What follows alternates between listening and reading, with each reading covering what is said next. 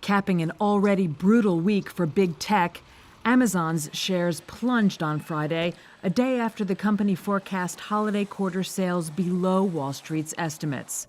The world's biggest online retailer, founded by Jeff Bezos, at one point hit its lowest share price since April of 2020, with its market cap briefly dipping below $1 trillion.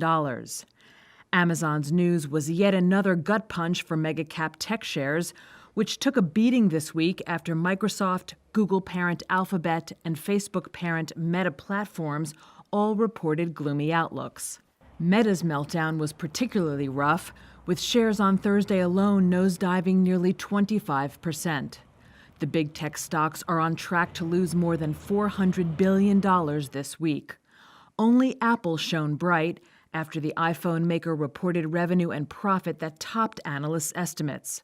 And on Friday, shares of Microsoft, Alphabet, and Meta bounced back from steep losses earlier in the week, avoiding Amazon's downward pull.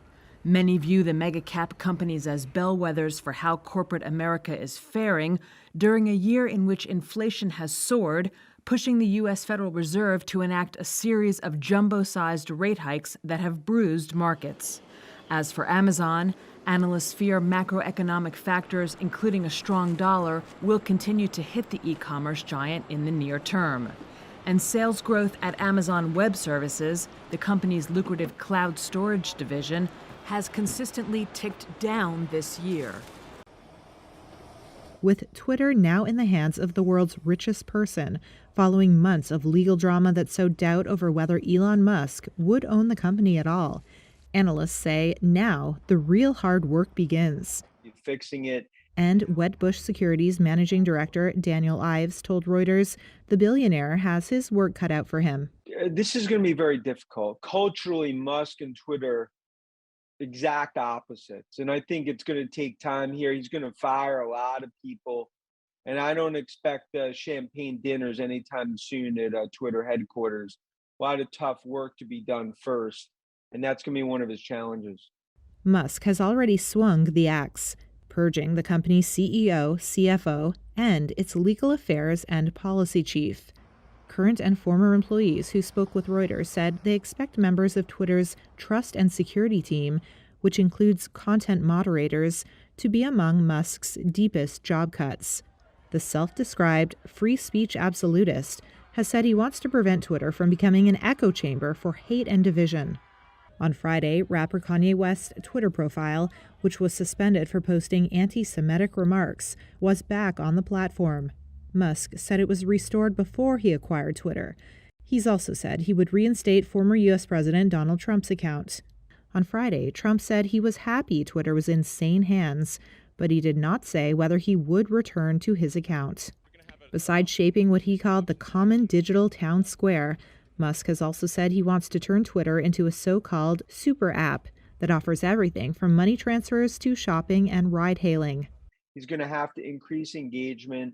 Clearly, headcount cuts will be on the horizon.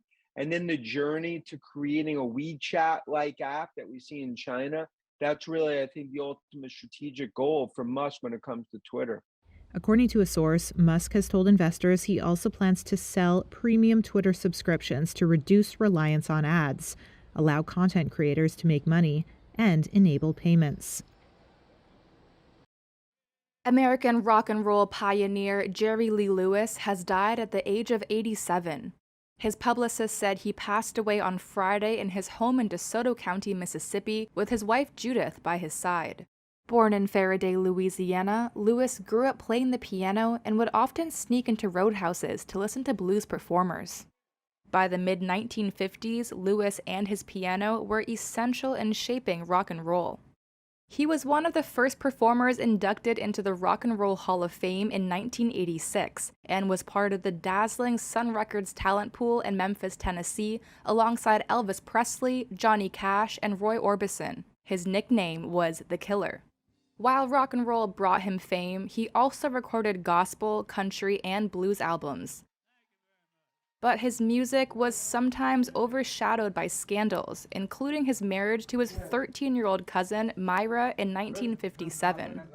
In 1976, Lewis accidentally shot his bass player. That same year, he was arrested while intoxicated outside of Elvis Presley's Graceland mansion in Memphis after he demanded to see the rock star with a loaded pistol in hand.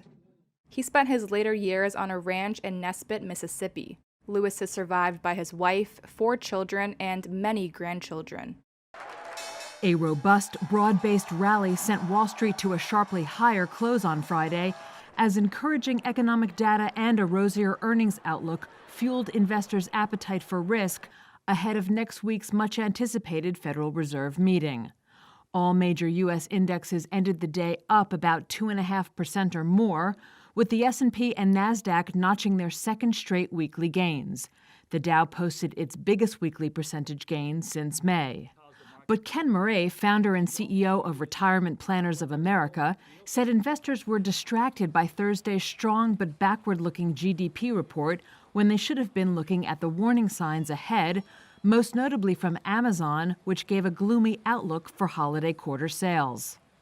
I think what the markets are doing is they're looking in the rearview mirror while they're driving down the highway at 60 miles an hour. And to me, that's not a very safe thing to do. And I'll explain what I mean by that. GDP numbers are what's driving the market, I think, today. We saw a strong GDP number come in, and that's rear view looking. That's basically the economy grew, not grow, will grow, but grew. And so looking in the rear view mirror, it looks like, okay, the economy has still grown. But in my opinion, what you should be looking at is through the front, the windshield, to see where you're going. And if I do that, then I look at what Amazon came out with, and they said they're going to have potentially the worst shopping season over the holidays ever. Not 5 years, 10 years, ever. Amazon's news sent its shares down 6.8% on Friday, capping a week in which big tech shares took a brutal beating after forecasting tough days ahead. They all rebounded Friday, with Apple jumping more than 7.5% a day after reporting revenue and profit that topped analysts' estimates. Intel jumped 10.7% after cutting its spending forecast, while T-Mobile's subscriber forecast hike sent its shares up 7.4%. And Twitter was delisted from the New York Stock Exchange, closing the book on Tesla chief Elon Musk's $44 billion purchase of the company. Police said a hammer-wielding man attacked U.S. House Speaker Nancy Pelosi's husband during a break-in at the couple's San Francisco home early on Friday. The Democratic Speaker's office said her husband, 82-year-old Paul Pelosi, was taken to the hospital and is expected to make a full recovery. When the officers arrived on scene, they encountered an adult male and Mr. Pelosi's husband, Paul. San Francisco's Police Chief William Scott said officers responded to a call at the 3-story red brick townhouse at around 2:30 in the morning and encountered the suspect and Paul Pelosi struggling over a hammer before the alleged intruder pulled the hammer away and attacked Pelosi. Police identified the man arrested at the scene as 42-year-old David DePape. He will be charged with attempted homicide, assault with a deadly weapon, and several other criminal charges. Speaker Pelosi, who is second in the succession line of the U.S. presidency, was in Washington with her protective detail at the time of the assault, according to the Capitol Police.